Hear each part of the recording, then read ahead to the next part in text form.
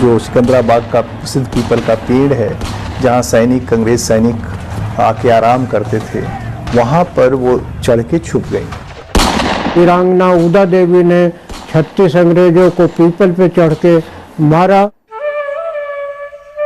इतिहास के पन्नों में भले ही इनकी कहानी दर्ज ना हुई हो, लेकिन उत्तर प्रदेश की राजधानी लखनऊ के आसपास के इलाके में इनकी बहादुरी की कहानी कहने वालों की लंबी फहरिस्त है।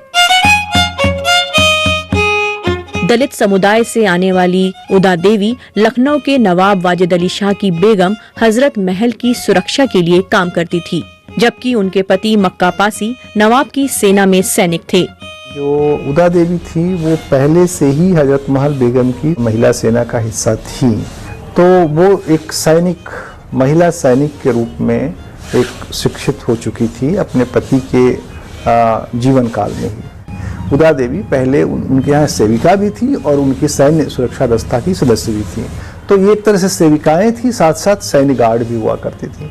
तो उसमें सैन्य सेविकाओं के बीच से, और ये प्राय दलित जातियों की महिलाएं होती थी, बहुत ऐसे ऐसे छोटी छोटी जातियों के जिनका ऑक्यूपेशन सेवा था, लेकिन सेवा के साथ उसमें से कुछ को चुन करके रानी या रानियां या राजा उस राज्य के वो उनको ट्रेन करती थी। 1857 भारत में अंग्रेजों के खिलाफ पहला विद्रोह हुआ। लखनऊ के नवाब वाजिद अली शाह को अंग्रेजों ने कलकत्ता निर्वासित कर दिया था। विद्रोह का परचम उनकी बेगम हजरत महल ने उठाया। लखनऊ के करीब चिन्हट नाम की जगह पर नवाब की फौज और अंग्रेजों के बीच टक्कर हुई। इस लड़ाई में उदा देवी के पति मक्का पासी मारे गए। उदा देवी जी का जो प्रेरणा तत्व था वो उनके पति की मौत, ऐसा मैं कह सकता हूँ, और वहीं से उनका एक जीवन की एक ये बदल गई, माने सोच और विचार के उनके पति की मृत्यु हो गई, बहुत सारे लोग और भी मरे होंगे, और वहीं से फिर उन्होंने सोचा भाई मुझे भी कुछ करना चाहिए। पति की मौत से दुखी उदा देवी ने अंग्रेजों से इसका कैसे बदला लिया। उदा देवी पासी समुदाय से आती थीं। विचारकों का एक तबका ये मानता है कि उदा देवी ने वीरता की मिसाल पेश कर सभी को दंग कर दिया। तारीख थी 16 नवंबर 1857। लखनऊ के सिकंदर बाग में घना चौड़ा पीपल का पेड़ हुआ करता था। ये 16 नवंबर को 1857 को ये गदर हुआ था। वीरांगना उदा देवी ने 36 अंग्रेजों को पीपल पे चढ़ के मारा, और इस प्रकार से जो है जब कैप्टन वायलेस और डाउसन वहाँ पहुँचे तो देखने लगे कि ये अंग्रेजों की लाश किस लिए पड़ी हुई है, तो देखते दंग रहे। फिर उन्होंने, डाउसन ने ऊपर पीपल के इशारा किया, सर कुछ है। कहाँ से गोली आ रही है किसी को पता नहीं था, तो उसने बहुत सूक्ष्मता से देखा तो उसको लगा कि गोली ऊपर से आ रही है, एक सैनिक बैठ के ऊपर से गोली चला रहा है, और वो सैनिक गुलाबी लाल जैकेट और गुलाबी उसमें था।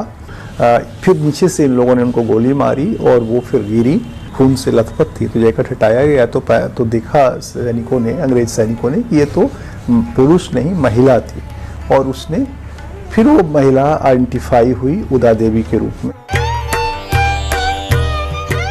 उदा देवी ने अंतिम सांस लेने तक 36 अंग्रेज सिपाहियों को मार गिराया था। वीरता की ये कहानी लोक कथाओं और जनश्रुतियों में जिंदा रही, लेकिन इस वीरता को अंजाम देने वाली उदा देवी का नाम धुंधला पड़ गया। एक वास्तविक चरित्र इसलिए मानी जानी चाहिए क्योंकि उसका वर्णन जो हिस्टोरिकल जो रिकॉर्ड्स हैं, जो मेमोयर्स हैं, उस घटना के कुछ सालों बाद उनमें आते हैं। ये आइडेंटिफिकेशन बहुत सालों बाद हो पाया। बाद में खोजना शुरू किया तो पता चला कि ये उदा देवी थी। वीरांगना उदा देवी जी का जो है वो राजनीतिक इस्तेमाल तो नहीं कहा जा सकता कि हुआ, लेकिन सामाजिक चेतना के रूप में जो है उनका बहुत बड़ा योगदान है, और फिर भी अभी सरकार चाहेगी तो पाठ्यक्रम में शामिल करके सम्मान दे सकती है। उदा देवी सरीखी महिलाओं का नाम इतिहास की किताबों से गायब है, लेकिन उनकी बहादुरी, त्याग और बलिदान ने सामाजिक हाशिए पर बैठे लोगों को इस सूची में जगह दिलाई है। जहां आमतौर पर ऊंची जाति और पुरुषों का ही वर्चस्व रहा है। उदा देवी की कहानी ने आजादी की लड़ाई में दलितों और औरतों की भूमिका को रोशन किया है। ये एक मिसाल भारत के गणतंत्र में असली गण की पहचान कराती है।